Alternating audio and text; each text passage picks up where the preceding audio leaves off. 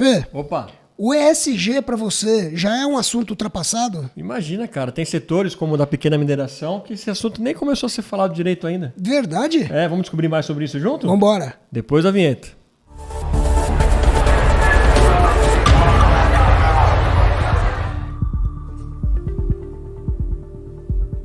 Pronto.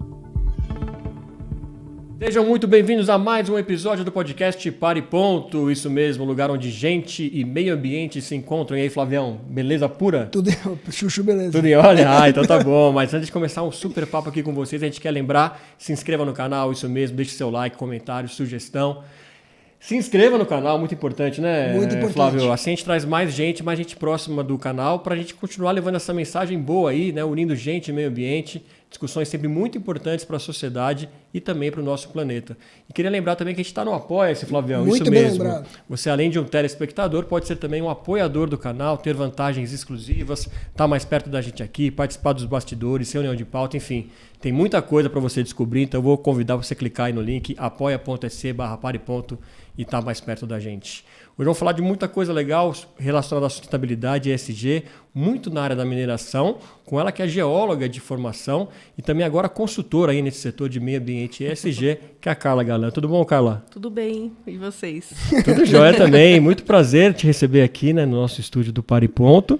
E agora a gente tem esse comum aqui, né, com o Flávio, né, vocês geólogos, né? Pois é. Então conta um pouquinho como despertou a sua carreira, né? Como você começou ali na geologia para hoje estar tão focada nessa área tão relevante que é de meio ambiente e sustentabilidade, Carla, por favor.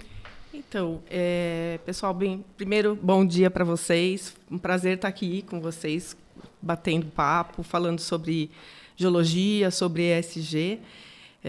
E eu comecei já na carreira de mineração, já desde do momento que me formei, né? Já entrei como consultora na área de mineração, fazendo todo o licenciamento minerário e todo o licenciamento ambiental das mineradoras.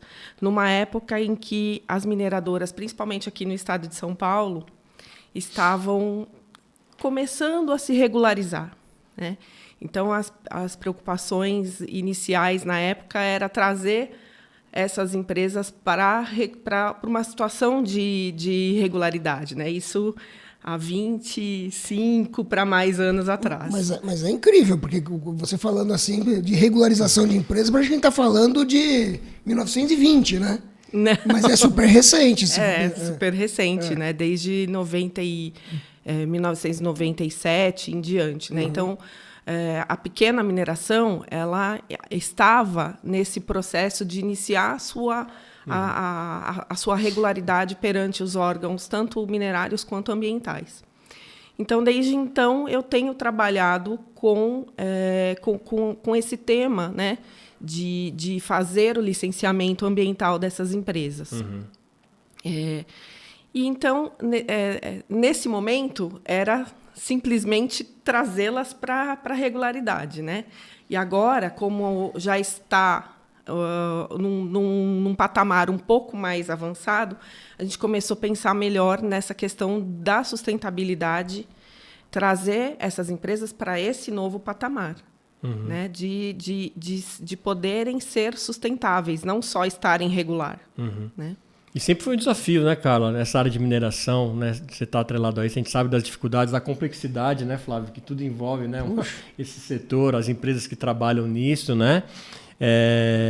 Foi, de certa forma, difícil também para vocês convencerem da importância disso ou estabelecerem os critérios para essas empresas estarem mais dentro dessa plataforma mais sustentável?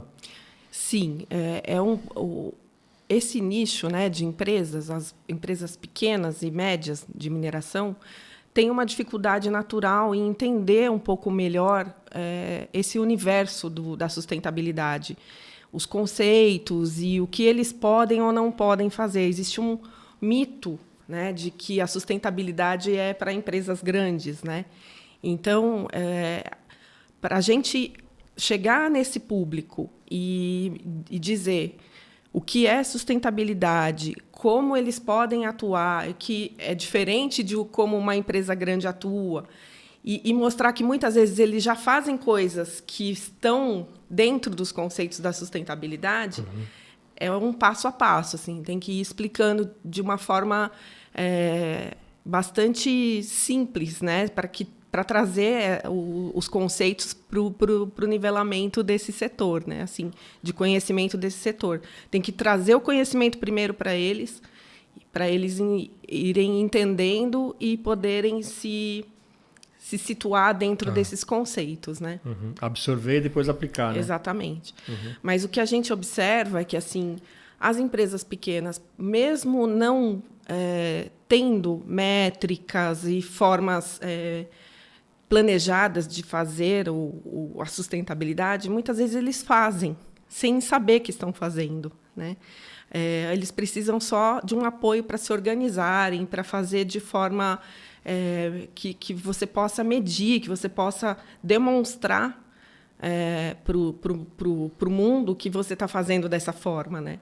E dar umas orientadas para que eles possam realmente incorporarem, né, os conceitos e a forma de agir sustentável, né? Agora para quem não é especialista nesse assunto, você está falando bastante da história das pequenas mineradoras, né?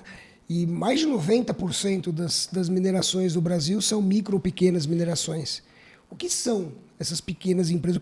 Em que área que elas atuam? Em qual mineral que elas exploram? Enfim, o que são as pequenas?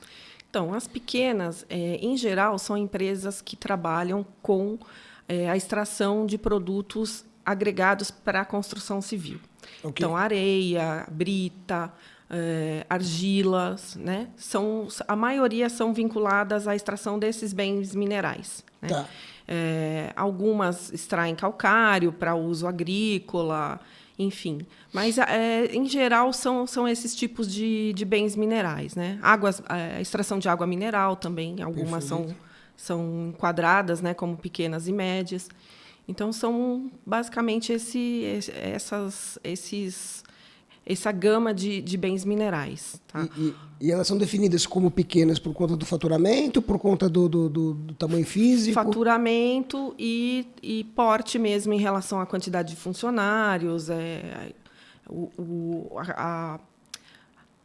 Eles se enquadram normalmente, às vezes, como fornecedores das grandes, né? Assim, você pode ter pequenas fornecendo para empresas de mineração maiores, os insumos para as maiores, né? Perfeito. Dá até para fazer um paralelo quando a gente fala de agricultura, por exemplo, dos grandes latifúndios e pequenos produtores, dos pequenos produtores. Seria mais ou menos essa linha, né? E é uma produção, uma mineração muito próxima das pessoas comuns. Porque a areia que você usa na tua casa para reforma, o cimento, vem boa parte dessas minerações. Sim, e a maioria são empresas familiares, né? Trabalha o pai, o avô começou, aí vem o filho para administrar e por aí vai, né? Não são empresas que têm uma administração profissional, né? Assim, são empresas familiares, na sua maioria, né? E o pessoal que não está também a par, para a gente começar esse papo também desvendando algumas coisas que não são tão claras para as pessoas, né? Não está no dia a dia. O glossário. O glossário, né? Exatamente. Que tipo de... Vamos começar pela parte assim, entre aspas, ruim. Que tipo de mal para o meio ambiente, né, uma empresa de mineradora pode trazer se ela não cumprir os requisitos, por exemplo, né? Que tipo de impacto que ela leva para o meio ambiente, né, se não forem tomados os devidos cuidados, por exemplo? Bom, a mineração, ela é uma atividade degradadora do meio ambiente, né? Não existe nenhuma mineração que consiga desenvolver a atividade dela sem degradar o meio ambiente. É inerente à atividade. Porém, assim, essa degradação ela é pontual, né? Assim, ela ocorre ali naquele espaço de reserva mineral que a empresa tem para a extração. Então, do ponto de vista técnico, assim, tudo que envolve a mineração, você tem uma degradação ambiental que envolve a questão do meio físico, do meio biótico, principalmente, né? Então, você pode ter supressão da vegetação para acessar aquele minério, você tem alterações do sistema hídrico, enfim, todos os impactos ambientais realmente que são ocasionados no meio físico e no meio biótico. Tá? Assim, existem os impactos sociais também, né? Porque quando você tem uma mineração, assim, o que a gente vê é que a mineração ela está no local, principalmente as pequenas, né? Ela começa a se desenvolver no local e aí a cidade ou o bairro vai crescendo ao redor. E aí você começa a ter também os impactos sociais, vamos dizer assim, né? Você gera particulado, você gera ruído, e aí você começa a ter o incômodo dessa população que está ali ao redor, que é também inerente a essa atividade, né? Particulado, ruído é bem característico da atividade. E aí não tem como culpar a população por estar crescendo ali ao redor e também a mineração por já estar lá. Então, tem que haver ações que minimizem esses impactos e que possam fazer com que as duas, que a atividade de mineração e a população que reside ali convivam da melhor maneira possível, né? Tá. Desafiador, não é simples, né? Não é simples. Eu vou tentar fazer a mesma pergunta de uma forma diferente. Porque, assim, vamos lá. Partindo desse princípio de que não existe mineração sem impacto, Exato. porque não tem como. Você está extraindo um bem mineral que é natural, você está tirando ele do local. Não tem como. Você tem um impacto. Quais são os impactos, aí sim já entrando na linha do ESG, da sustentabilidade, enfim, quais são os impactos que são evitáveis, né? Então, por exemplo, quando você fala, vou te dar um exemplo para ilustrar a pergunta, mas aí acho que você consegue desenvolver. Então, por exemplo, quando você fala da relação com a comunidade que está ao redor, se você fizer um planejamento ocupacional, se for uma mineração legalizada, e tem que ser, então é um lugar que já pode ser ocupado, já tem uma autorização para fazer a mineração naquele local, e aí você faz as ações com as pessoas que estão ao redor, gerando emprego ou gerando benefícios para a comunidade. Enfim, quais são os impactos que são evitáveis? Porque o impacto ao meio físico, que é retirar o mineral, isso aí não tem, o minério, isso aí não tem, de fato, como escapar, né? O que é evitável? O que o ESG, o que a sustentabilidade traz de ganho para esse tipo de mineração? Tá. Olha, o que eu vejo é o seguinte, se você tem possibilidades, por exemplo, de atuar junto ao poder público, para exatamente fazer esse planejamento ocupacional, promover um debate no que se refere a zoneamento do município, por exemplo, isso ajuda muito, né? Porque você já vai criar uma faixa, uma zona de proteção ali para que não se permitam construir, principalmente residências. Talvez você crie uma faixa de uso industrial, por exemplo, que aí os conflitos são menores, né?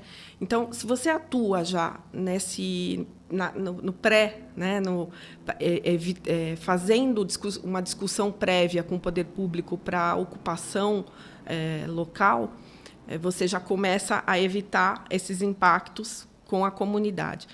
Em geral, na maioria dos casos, isso já passou. Né, o crescimento dos bairros, das comunidades já aconteceu. Muitos municípios nem têm plano diretor, assim, né? E aí isso já não tem como você dar esse passo atrás. Então, nesses casos, eu acredito que a melhor coisa é você ter a comunidade próxima para as discussões, identificar quais são os principais problemas que estão havendo em relação à atividade, né?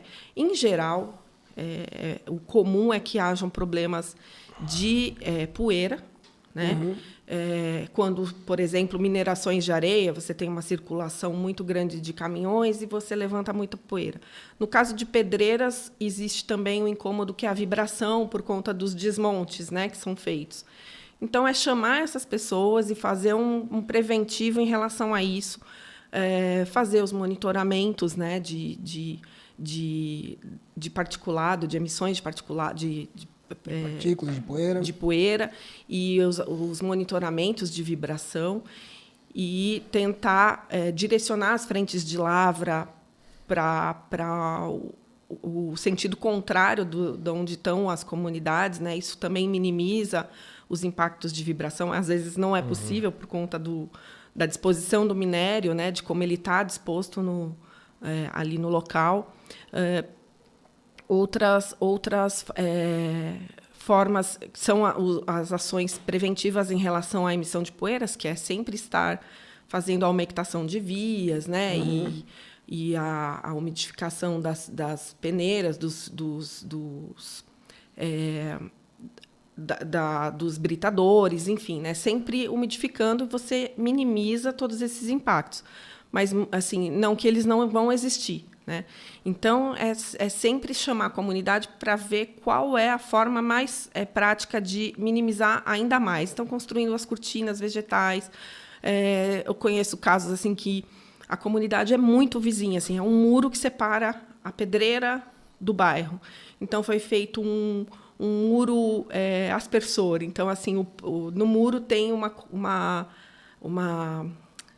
mangueira, vamos dizer assim, toda perfurada, que vai jogando água o dia inteiro para que a poeira não... Isso depois já de uma cortina vegetal. Então, são coisas que você tem que criar com... identificando ali no local o que pode ajudar, né? Assim, não existe uma receita de bolo. Né? E manter a comunidade informada e tentando fazer junto um plano para que as coisas se encaixem, né? Para que todo mundo consiga fazer a empresa fazer suas atividades e a comunidade conviver com isso, é a melhor forma de se resolver os problemas, né? É trazer todo mundo para uma discussão, para que isso evolua e para que seja resolvido um problema, ou pelo menos minimizado um problema. Que é uma questão que a gente já discutiu algumas vezes aqui, né? Uma coisa é o que eu quero fazer achando que as pessoas vão gostar. Outras coisas é o que de fato as pessoas... E aí, acho que é por isso que ela falou até, né, que não existe uma receita pronta. Exato. E isso uma coisa que tem impactado bastante projetos de ESG e sustentabilidade como um todo, né? Então explica pra gente do lado da empresa, né, que ela está ouvindo a gente, esses desafios que existem, né? Mas como que você se aproxima delas? É feito um diagnóstico para entender? Porque muitos têm dito, né, não há uma cartilha pronta, não é todo mundo que tem que fazer tudo que está dentro do ESG de uma vez só, apertando o botão e é que vai começar a funcionar o ESG da empresa, né? Não é assim. Então, como é que é feito esse processo, até para quem tem uma empresa nesse setor, uma pequena empresa, e quer começar a dar esse passo, Carla? Tá, joia.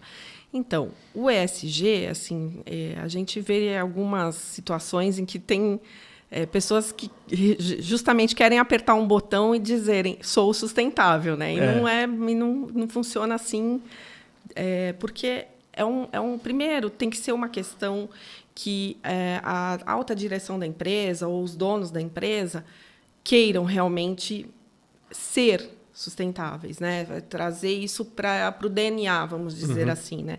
Então, a gente agora na Cores, né? A gente tem feito o seguinte: a gente tem uma apresentação, a gente vai na empresa, conversa com essas pessoas para explicar o que é a sustentabilidade, desmistificar alguns conceitos e essa nomenclatura que para eles normalmente não é muito comum, né? Eles ouvem falar ESG, eles não sabem o que é, eles acham que realmente é para outro nível de empresas. Para empresa grande, multinacional. Exatamente. Né? Então, a gente traz os conceitos para a linguagem deles, a gente tenta mostrar que não é um bicho de 7 cabeças, mas que é uma coisa para ser incorporada e implementada aos poucos, né? E, então, a gente tem que partir de algum ponto. Então, a gente diagnostica essa empresa, faz uma avaliação de como é que ela está, né, nos 3 pilares, ambiental, social e de governança, para daí, então, junto com a direção da empresa, poder traçar um plano de ação, onde é que eles vão atuar mais, onde eles estão com menos atuação de sustentabilidade, poder direcionar os esforços para esses pontos, né? E, às vezes, pode ser uma surpresa. Ele pode achar que ele está super bem num pilar e, não está tanto assim, e no outro que ele nem se preocupava tanto, achava que não tinha nenhum vínculo com aquele pilar, né? Ele já está um pouco mais desenvolvido, né? Porque eles não têm essa visão, né? Então, por isso que a gente faz um diagnóstico prévio para poder começar a falar sobre o que eles podem fazer dali para frente, né? E é para todo mundo mesmo, né, cara? Uma microempresa, pequena empresa já tem o que fazer. Sim. A gente focou na mineração porque temos histórico de trabalhar com mineração nas nossas carreiras. Explica, né? isso daí um pouquinho melhor. Quem temos? Temos, né? Quem temos? Você citou a Cores. A Cores. O que é a Cores e quem são? Quem são as cores, né? As coloridas. Então, eu e mais 3 amigas nos encontramos recentemente, aí, mais de um ano, mais ou menos, com as mesmas ideias e querendo trazer essa questão da sustentabilidade para a pequena mineração. Então, sou eu, a Cássia, que também é geóloga, a Simone, que é gestora ambiental, e a Luana, que é jornalista, né? Todas nós estamos no setor de mineração já há muito tempo, a carreira toda focada em mineração, e identificamos essa necessidade, né? Assim, de que esse setor, e principalmente os pequenos, precisam muito de um apoio para isso, para se tornarem empresas que começam a fazer sustentabilidade e se tornem sustentável, né? E então nós montamos a empresa, estamos desenvolvendo essa metodologia para poder fazer o diagnóstico das empresas, para poder ajudá-las num plano de ação e futuramente no monitoramento e, quem sabe, até um dia numa certificação de sustentabilidade, seja pela BNT ou, quem sabe, até pela ISO, quando eles criarem uma norma, né? Então, é isso. A gente criou a Cores, somos 4 profissionais aí que estamos dispostas a enfrentar esse desafio, porque é um grande desafio falar em sustentabilidade, ESG, com esse nicho de empresas. Mas a gente está bem confiante que a gente vai conseguir trazer essas empresas para benefícios aí, né? Você sabe uma coisa que me impressiona? Que a gente tem discutido o ESG bastante aqui, né? E, por vezes, inclusive, a gente fala que ESG já está um termo batido. Enfim, já passou. Olha o quanto tem que bater ainda, né? E você está trazendo o oposto. Tem gente que ainda nem se atinou, nem se identificou com o assunto.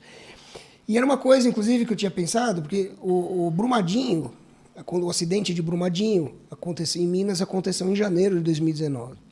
Em setembro de 2019, o Instituto Brasileiro de Mineração publicou uma carta de compromissos, trazendo 12 macro compromissos e várias ações linkadas a esse, perguntando qual era o futuro da mineração e como seria a mineração do futuro.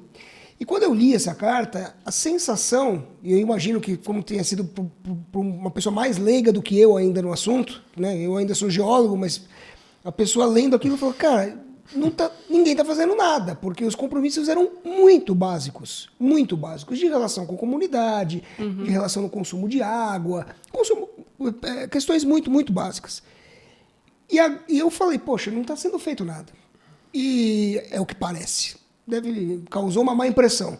E agora você está me trazendo exatamente isso, né? A gente está 4 anos após a publicação dessa carta, 4 anos após Brumadinho, tem gente ainda que está tomando pé da situação para ver se isso ainda faz sentido para a própria empresa.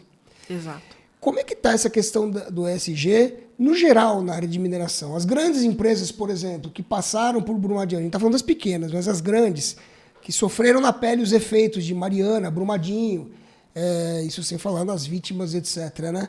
Mas essas empresas mudaram a forma de agir de fato. Então, que quando a gente fala, por exemplo, voltando para a comparação da agricultura, a gente tem exemplos de grandes produtoras agrícolas que já modificaram sua forma de produção, né, sua forma de consumo e tudo mais. As grandes minerações estão nessa linha também ou ainda também não? Olha, as grandes, eu acredito que sim, porque assim elas sofrem muito mais pressão, né, da comunidade, do mercado. E impactam muito mais também. E impactam muito mais, né? Então, a pressão que elas têm de todos os atores aí, né, de todos os stakeholders, vamos dizer assim, é muito grande. Então, se eles não começassem a mudar, principalmente realmente depois dos acidentes das barragens, aí eu creio que a mineração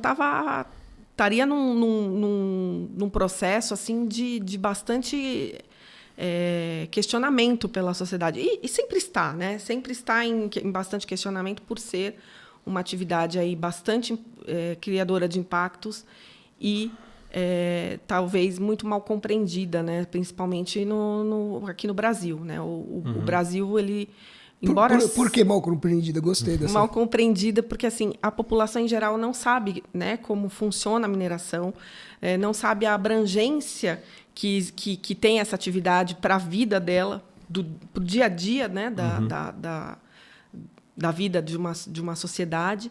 Então, quando uma pessoa leiga ouve falar em mineração, a primeira coisa que vem à cabeça é que não precisa de mineração, acabem com a mineração, porque ela... Está dando tudo errado porque não termina com isso, Exato, né? Eu vou fazer uma pergunta óbvia, mas que pode não ser óbvia para muita gente. E você enxerga um cenário de um mundo sem mineração? Não, não existe como, né? Não porque tem tudo, né? A gente conversou com especialistas, né, que até falaram assim, esse podcast aqui depende muito da mineração, dos equipamentos que são feitos a partir disso. Exatamente. A mineração, ela produz os insumos para toda a base de economia, né, da sociedade. Né? Então, para tudo que existe, para se construir, para se produzir, você precisa de minério. Né? Eu acho que o que pode ser discutido é a forma de consumo e a quantidade de consumo. Exatamente. O modelo que está hoje, né? O modelo de consumo, a melhor palavra é essa. Aí sim a gente pode discutir. Exato. Dá para reduzir petróleo ou não dá para reduzir petróleo? Dá para reduzir areia ou não dá para reduzir areia? E por aí vai. Exatamente. Mas... assim, a sociedade, ela não vai querer perder tudo que ela conquistou em termos de avanços tecnológicos. Né? Não faz sentido isso. Então, justamente o debate como consumir tudo isso a partir de agora, né? Se é na velocidade que a gente está, que é uma velocidade bastante considerável em termos de produção. Agora, o que a gente está vendo, uma corrida pelo lítio, né? Por conta da questão das baterias elétricas e tudo mais. E aí eu pergunto, isso realmente é sustentável? Porque como é que você faz para substituir toda a frota que hoje, sejam caminhões, veículos, máquinas, que hoje consomem combustível fóssil, como é que você, de repente, substitui tudo isso por baterias? Também não vai ter lá no final o que fazer, né? Não sei. Tem a discussão que o certo seria um equilíbrio, né? Não desfazer de um, mas ter um mundo equilibrado entre os duas. Pois e aí se você for fazer a conta, né, de quanto custa para o meio ambiente produzir todo esse lítio e todos os outros metais que vão ser necessários para essas baterias, será que realmente compensa o que você está deixando de consumir em combustível fóssil? Entendi. Tudo isso tem que ser... Deixa eu devolver a pergunta que você me mandou, eu vou devolver. Essa conta já apareceu? Eu não conheço essa Agência conta. Nacional de Mineração, Instituto Brasileiro... Alguém fez essa conta? Eu não sei te dizer, eu nunca vi essa conta. A gente tem jazida suficiente de lítio? Não, com certeza não. Se tivesse que substituir a frota hoje, pagar todos os veículos... Não se usa mais combustível fóssil. Se hoje tivesse uma determinação assim para o mundo inteiro, a gente não teria como... E era uma consciência que tinha que partir, uma preocupação do próprio potencial produtor disso, né? Porque ele estaria desde o início já cumprindo essa agenda de ESG. Então, o cara que está vislumbrando o futuro, que ele vai ser um grande produtor dessas baterias por conta dos carros elétricos, né? Ele tem que ter essa preocupação desde o início, não esperar acontecer o problema lá na frente. Né? É que aí a gente entra em uma discussão seguinte, né? Eu não tenho jazidas suficientes de um determinado minério para atender a demanda mundial, local, qualquer que seja. Mas eu vou exaurir essa jazida em quanto tempo? Isso. Em 200 anos. Eu não vou estar mais aqui para ver. Quem ficar com a bucha de pique. Problema do meu tataraneto, entendeu? Problema dos engenheiros para desenvolver outra tecnologia. Até lá a gente resolve. Eu tive a ideia aqui e é boa. Agora o resto, né? Cabe a você provar que não é. Exato. Cabe a você que não concorda provar que não é. Então a gente está numa situação de fato complicada. E trocando a roda do veículo sem... Desculpa o trocadilho, com o veículo andando. O carro andando, exatamente. É o que você falou, as empresas estão se regularizando na medida em que ainda a matriz está mudando, o modelo está mudando, ou está sendo pelo menos questionado. E é mais um elemento, né? E a mineração, como você disse, as pessoas... Na verdade, devolvendo para o pessoal da comunicação aí, né? Como a gente fala muito da questão do greenwashing, a mineração já traz essa pecha de ser uma atividade impactante em si. Então você vai falar assim, eu sou uma mineração sustentável. As pessoas vão achar que você está fazendo greenwashing. Como assim, né? O que é ser uma mineração sustentável, né? Né? Então, por onde ir? Mas passa por isso mesmo, né? De acho que a primeira coisa é você ser muito transparente e verdadeiro na sua comunicação desde o início, né? Então, na verdade, é o trabalho árduo que acho que é um dos principais desafios, eu diria, aí dessa parte, que é comunicar, porque você vai ter o receio de um lado da empresa, você vai ter o comunicador querendo falar, né, querendo moldar essa comunicação para entregar de uma maneira, né, minimamente convincente para quem está ouvindo. Mas eu acho que daí passa por transparência, tem que ser cada vez mais sincero com o consumidor. Acho que o consumidor que está seguindo a empresa nas redes sociais, principalmente, ele gosta da sinceridade e da transparência, né? Então, você não pode prometer aquilo que você não tem ou aquilo que você não entrega, que aquilo lá vai acontecer lá na frente e a cobrança vai ser 3 vezes maior do que do começo, né? Agora, e vocês já iniciaram projetos nesse sentido? Já iniciamos. Os projetos o que a gente iniciou estão nessa fase de diagnóstico. E como é que vocês estão sendo recebidas nessas... Porque, assim, é claro que eu acredito que... Bom, primeiro que a gente já discutiu isso aqui, ESG é parte da governança. Então, se a governança acha, é bobagem, contrata essas meninas aí, mas depois a gente engaveta. Se for assim, já não vai para frente. A governança tem que participar. Mas dentro da própria atividade, porque a própria atividade deve ter seus pré-conceitos, né? Vocês estão sendo bem recebidas como alguém que pode mudar esse formato ou ainda tem um pé atrás em relação a... Então, assim, a gente está sendo bem recebido, mas ainda a gente percebe que as pessoas... eles ficam assim, o que será que elas vão aprontar aqui, né? O que elas vieram fazer aqui? Né? É interessante, a gente fez, agora nesse projeto primeiro que a gente iniciou, nós preparamos uma pesquisa de clima para os funcionários da empresa, né? Assim, para identificar uma pesquisa de clima simples, porque as pessoas são pessoas que têm um nível de escolaridade mais básico, então, às vezes, tem uma dificuldade de entender as perguntas. Então, a gente fez bem simples para identificar. E, assim, eles se mostravam assim, surpresos, por exemplo. Nossa, alguém perguntando, né? E foi bem interessante, assim. Mas nenhum deles perguntou para a gente... Por quê, né? Por que vocês estão fazendo essa pesquisa? Ou o que vocês estão fazendo aqui? Eles simplesmente vão e respondem, porque são chamados até o local onde a gente estava disponibilizando lá uma estrutura para eles poderem fazer responder esse questionário, mas eles não questionam, né? Assim, eu estou dizendo os funcionários, sim, né? Sim. E por outro lado, assim, a direção, né? O pessoal da direção, as pessoas que estão como ponto focais para nos darem acesso a documentos, a informações, como já passaram por algumas apresentações nossas, a gente esclareceu o que significa o projeto, o que significa a sustentabilidade, enfim, aí eles já estão mais tranquilos, assim, né? A gente faz as entrevistas, são muitas entrevistas para todos os pilares, né? Para vários critérios, enfim.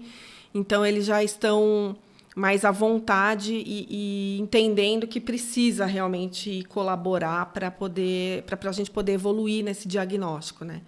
Porque assim, o diagnóstico ele não é uma coisa muito simples, né? Assim, tem detalhes que a gente colocou na nossa metodologia, as perguntas, que são que às vezes assusta quando você pergunta, né?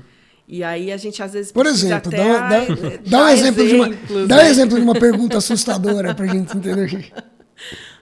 Você tem inventário de gases de efeito estufa? Nossa. A maioria das empresas não tem isso, né? E é um requisito, né, de sustentabilidade você ter o inventário. Claro. Tem o escopo 1, escopo 2, escopo 3, acho que muito poucas empresas têm todos os escopos, principalmente o escopo 3, enfim. Mas, às vezes, né, a pessoa não sabe nem o que significa um inventário de emissões. Então, você tem que explicar. Ok, você não tem...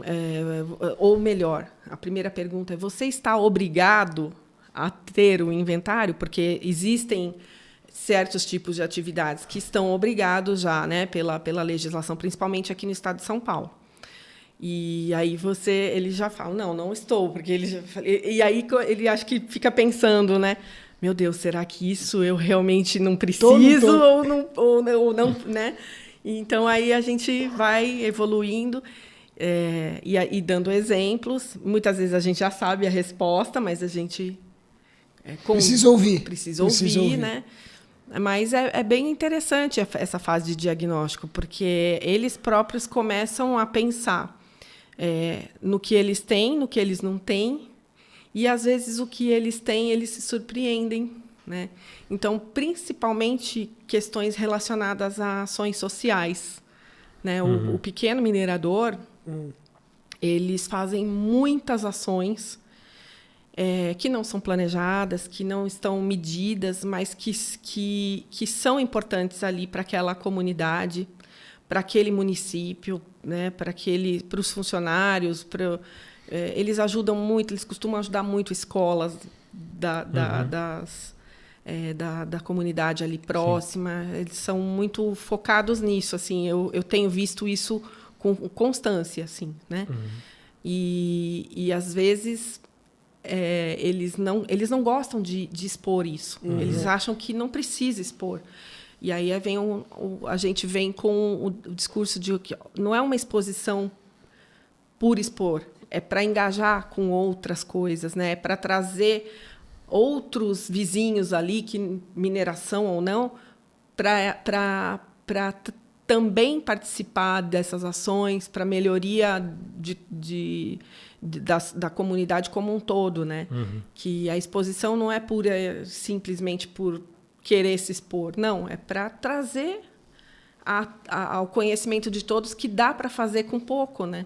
Que me parece um ponto de partida interessante, né? Porque se é uma ajuda voluntária, ela Sim. já é uma ajuda sincera, né? Então, se ele não quer expor, seu objetivo não é propaganda. Exato. Então, agora vocês são 4 mulheres num ambiente, pelo menos do ponto de vista na área operacional das minerações, é um ambiente muito masculino. Sim. Né? Como é que é essa questão da diversidade, sobretudo a questão da diversidade de gênero nas minerações, e como é que vocês têm trabalhado, se vocês têm trabalhado isso? Sim, a questão da diversidade na mineração é realmente, principalmente nas pequenas, é uma questão que ainda a gente enxerga que a dominância, principalmente na operação, é masculina, e no administrativo predominam as mulheres, né? E a gente tem tratado isso, assim, eles normalmente em relação a gênero, então Existem os homens na operação e as mulheres no administrativo. Em relação a raças, a religião e tudo mais, a gente está começando a fazer uma dinâmica para desvendar um pouquinho melhor isso, e até mesmo em relação à questão de identidade de gênero, porque é um ambiente que, para eles, falar em diversidade, eles também não entendem muito bem o que é isso. Né? Para eles, tudo é novo. Está na fase de criar cultura ainda, exatamente, né? Tudo é novo. Então, assim, até abordar algumas questões, a gente tem que entender melhor como é que a gente faz para poder trazer a informação de forma tranquila, né? Assim, de não abordar de forma que possa parecer estranho para esse público, né? Não digo para os diretores, para os donos da empresa, mas para os funcionários. Porque, na maioria, essas empresas não têm um senso, né, de diversidade. Então, a gente precisa desenvolver essa abordagem. Né? E é testando. Já deu para sentir como está a recepção agora, especificamente? Deu. Assim, nisso? Os funcionários, é o que eu comentei, eles vêm e eles respondem, e principalmente porque a gente pede para não se identificar, então as pesquisas são anônimas, acho que fica mais tranquilo para eles poderem colocar o que eles pensam ali, né? Assim. E a gente ainda não fez uma análise muito detalhada da primeira pesquisa que a gente fez, a gente está montando ainda, né, os gráficos e tudo mais.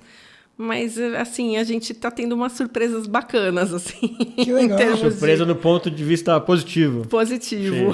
Que legal. Positivo, assim, de que a maioria...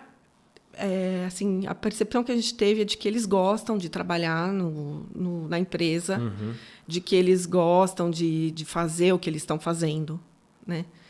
Então, isso é interessante, porque, assim, são pessoas que... não estão ali simplesmente porque precisam trabalhar, né? Eles gostam do trabalho e da empresa. Então, isso é um ponto interessante, né? Porque a gente, às vezes, pensa que, por ser uma empresa pequena e de mineração, pode não trazer o ambiente que os funcionários gostariam de ter. E, às vezes, não é isso, né? Às vezes... para aquele setor, o que eles estão tendo é ótimo, é excelente, é bom.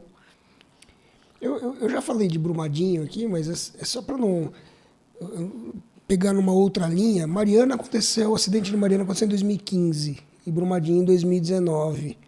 Como a gente está falando tudo de mudanças muito recentes, né, da questão do ESG recentemente implantado, da questão da regularização das empresas, como você disse, tem pouco mais de 20 anos, esses acidentes não foram os primeiros na mineração, mas foram, de fato, os mais impactantes, enfim, para todos os brasileiros, né? Teve uma mudança de mentalidade? Isso foi um choque dentro do setor da mineração também? Houve uma mudança? Ou isso já passou? Aconteceu e as pessoas se sensibilizaram logo nos dias seguintes, nos meses seguintes, e depois acabou? Ou você percebe que isso foi, de fato, uma mudança provocou uma mudança de mentalidade no setor? Olha, para as empresas pequenas e médias, eu acredito que o impacto não foi tão grande. Verdade. Por quê? Porque assim, a realidade das empresas menores é bem diferente, né? Em termos de potencial de acidente, como foi os acidentes das grandes barragens, né? Então, assim, eles não se enxergam com esse potencial, né? De dano ao ambiente e à vida, né? E eu acho que realmente eles não têm esse potencial, né? Mas não uma comparação direta, dizendo, poxa, a minha operação pode provocar um acidente do porte de Mariana, não isso. Mas até mesmo, como você disse, de valorização da vida. Preciso cuidar mais das pessoas que trabalham aqui, preciso cuidar mais da comunidade ao redor, porque foi um exemplo em larga escala né, do potencial de impacto em qualquer condição, né? Enfim, acidentes que podem acontecer, critérios maiores de segurança, enfim. Você acha que não teve essa, de fato, esse... Então, eu acho que a minha percepção é que não, que assim, que não é que não tenha havido nenhuma mudança, mas que justamente por não se enxergarem tão relevantes do ponto de vista de potencial de impacto, Sim. E até mesmo por estarem sofrendo o que a mudança da legislação trouxe para as grandes, não teve uma equalização para as pequenas, né? Veio para todo mundo da mesma forma. Eu acho que assim, as pequenas elas estão passando por um momento difícil nesse sentido, assim, de terem que se adequar da mesma forma que as grandes, sendo que os potenciais de impacto que elas têm é muito diferente, muito menor do que as grandes. Certo. Então, assim, do que você comentou em termos de conscientização, assim, eu acredito que mudou, mas não o tanto que deve ter mudado para as grandes, né? Justamente por ter essa barreira aí do potencial de dano. Entendi. É isso aí, um caminho longo ainda para ser feito, né? Rapaz, E você vê como tem espaço, como você disse antes, né, Flávio, para o ESG, sustentabilidade, né? Muitos falando aí, como você disse, que já é um papo cada vez mais viciado e vencido, nada disso. e um assunto super necessário, né? Então, você tem muita mudança. ODS 2030, para algumas áreas nem começaram ainda. E ainda bem que a Carla, né, e a Cores está nessa aí para ajudar a gente, né, Carla? E a gente nem fala muito em ODS, porque aí a confusão... Aí, banana. Tem que amadurecer um pouco mais, né? Aí o questionário fica grande, né? Carla, muito obrigado por sua presença aqui. Eu queria que você deixasse agora a rede social sua, da Cores, também para o pessoal conhecer o trabalho, estar mais próximo de você. Para quem está nos ouvindo, a gente vai deixar também o link na descrição do vídeo, por favor. Tá, joia. Agora eu não lembro se eu lembro de cabeça. Vamos lá. Tá. A Cores está no LinkedIn, por enquanto. Cores... A gente coloca o link. Eu Vocês que ajudam a achar lá e porque eu coloca. não vou Pode lembrar. deixar. A gente coloca o E link. tem um e-mail, né? Cores, esg@gmail.com. Tá. E o meu Instagram é carla.g.galan. Tá. Né? Meu e-mail carla.galan@outlook.com. Se alguém tiver alguma dúvida, quiser se conectar conosco, Isso fiquem mesmo. à Ou mesmo deixa a vontade. dúvida aí nos comentários que a gente vai ter o prazer de Isso. repassar para a Carla. E eu agradeço a oportunidade. E o ESG está só começando na mineração. Né? É isso aí. Ainda bem que a gente tem a Espero. Carla para contar com isso, né? Ufa! E obrigado a vocês também, né? A gente conta muito com vocês. Obrigado pela audiência aqui em mais um episódio do podcast Para e Ponto. Não se esqueça, deixe seu like, seu comentário, compartilhe essa conversa, se mais gente tá junto com a gente nesse debate. E não se esqueça também de passar lá pelo Apoia-se, apoia.se/pariponto. Saiba como ser um apoiador do canal, ter vantagens exclusivas. Eu sou Fernando Tuller. Eu sou Flávio Fernandes Salles. Esse foi mais um podcast Para e Ponto. A gente se vê no próximo. Até lá.